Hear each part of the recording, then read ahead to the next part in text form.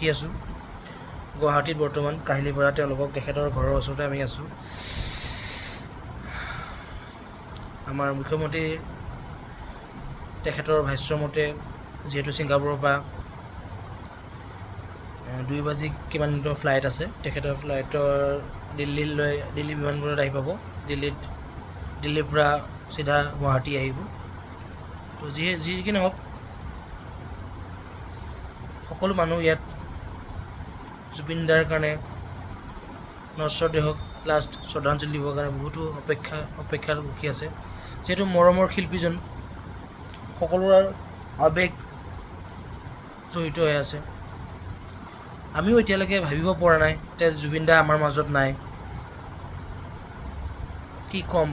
ক'বলৈ একো ভাষা নাই মনটো বুজাব পৰা নাই বাকী সকলো আহিব জুবিন দাক শেষবাৰৰ বাবে শ্ৰদ্ধাঞ্জলি দিবলৈ গুৱাহাটীত তো ইমানেই কৈছোঁ মই মোৰ ফালৰ পৰা